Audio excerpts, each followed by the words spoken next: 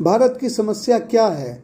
भारत की समस्या क्या है? भारत की समस्या है अंग्रेजी और अंग्रेजियत।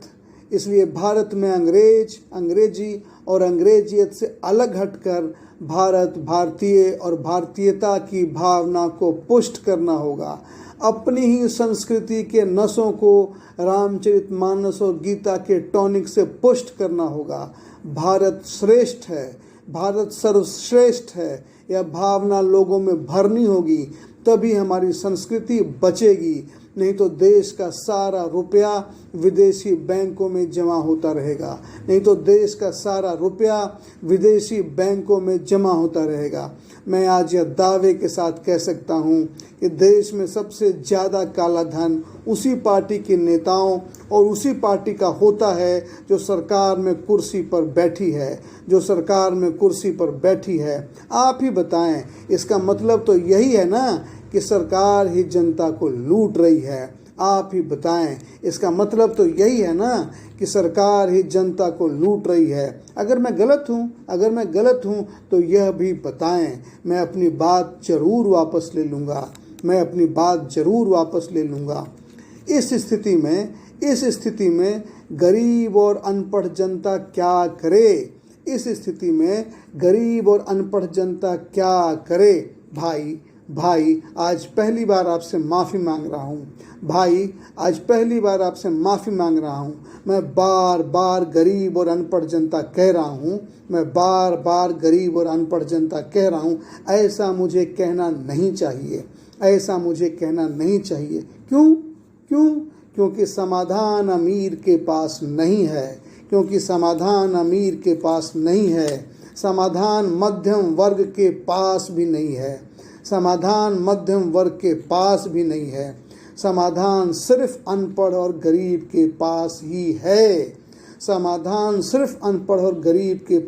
है। अनपढ़ और गरीब ही इस देश को बदल सकते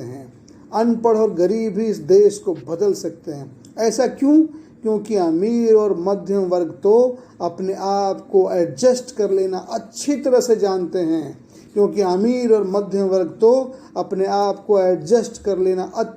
जानते हैं। हालात कैसा भी हो, माहौल और परिस्थिति कैसा भी हो, अमीर और मध्यम वर्ग अपने आप को तुरंत एडजस्ट कर लेता है। एडजस्ट माने हर स्थिति में अपने आप को फिट कर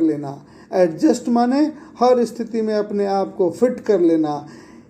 गाय हाँ, बैल हाँ, रात हाँ, दिन हाँ, हर स्थिति में हाँ, यही एडजस्टमेंट है। पर गरीब और अनपढ़ अपने आप को कैसे एडजस्ट करे? गरीब और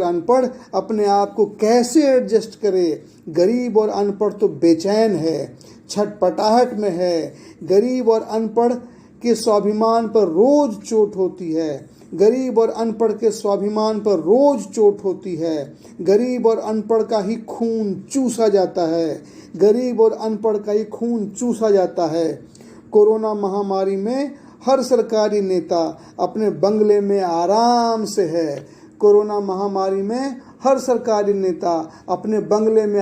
से है। सरकारी नेता को वेतन भत्ता सब मिल रहा है, पर गरीब पलायन को मजबूर है। गरीब को महानगरों से भगाया जा रहा है। गरीब 1000 मील बीवी बच्चे के साथ पैदल चल रहा है। यह किसी को दिखाई नहीं पड़ रहा। वह 1000 मील की गरीब की यात्रा किसी को दिखाई नहीं पड़ रही। इसलिए सरकार को सबक सिखाने का काम तो अनपढ़ और गरीब ही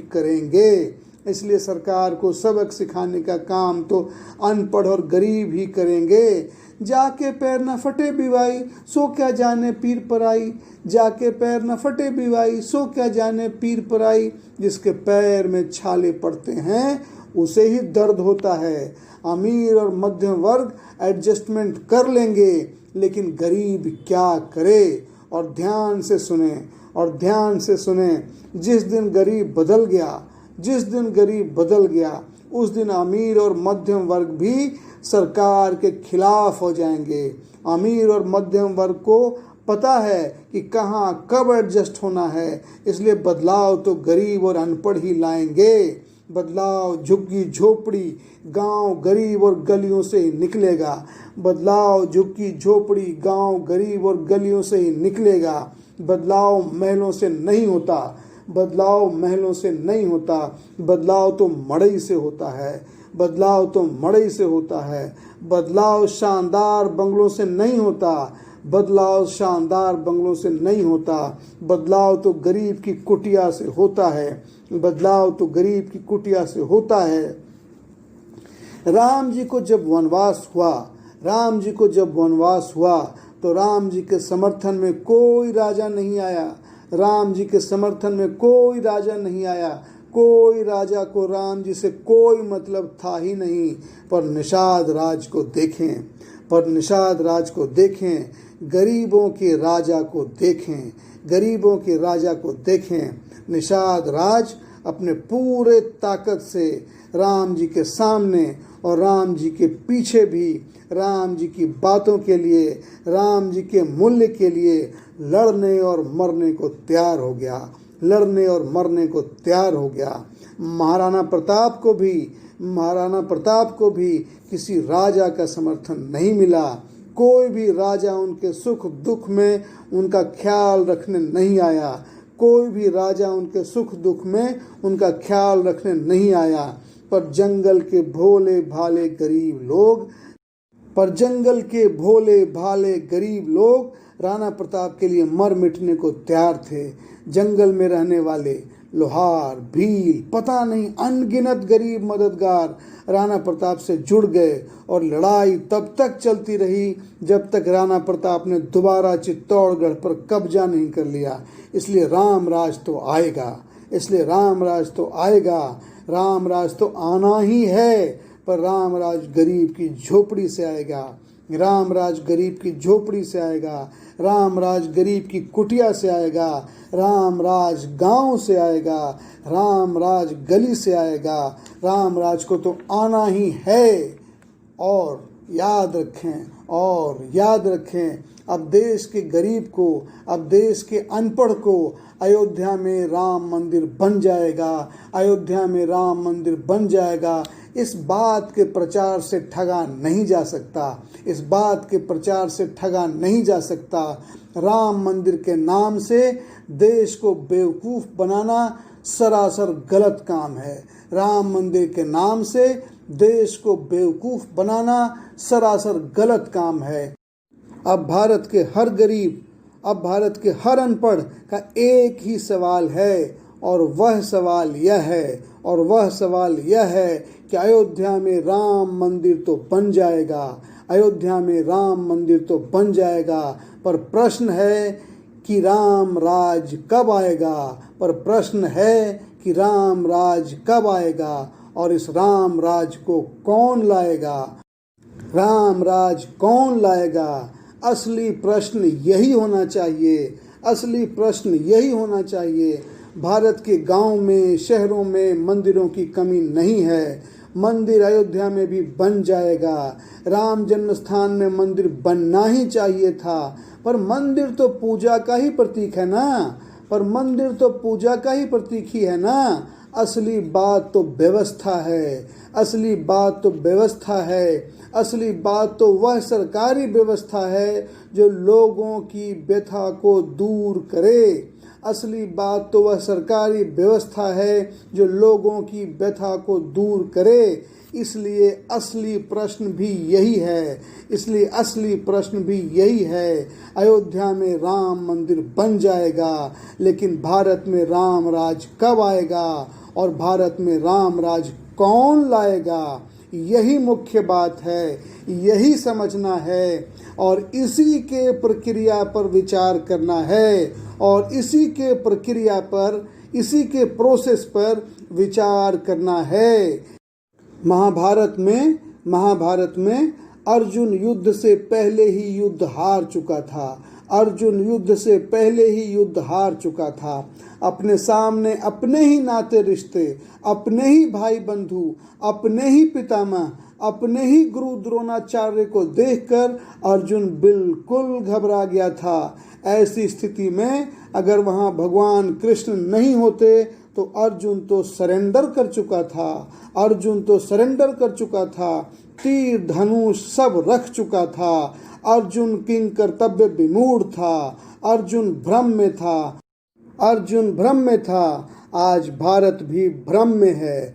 आज भारत भी भ्रम में है। आज भारतवर्ष की बिल्कुल वही दशा है जो अर्जुन की महाभारत के युद्ध शुरू होने के पहले थी। आज भारतवर्ष की बिल्कुल वही दशा है जो अर्जुन की महाभारत के युद्ध शुरू होने के पहले थी। महाभारत में गीता के माध्यम से समझाने वाले भगवान कृष्ण थे। महाभारत में गीता के माध्यम से समझाने वाले भगवान कृष्ण थे। भारत में 1947 में आज़ादी के समय अहिंसा के माध्यम से समझाने वाले महात्मा गांधी थे और बिहार में 1974 की संपूर्ण क्रांति के समय पूरे बिहार के छात्रों को, पूरे बिहार की जनता को समझाने वाले जयप्रकाश नारायण थे। पर आज भारत भ्रम की स्थिति में है।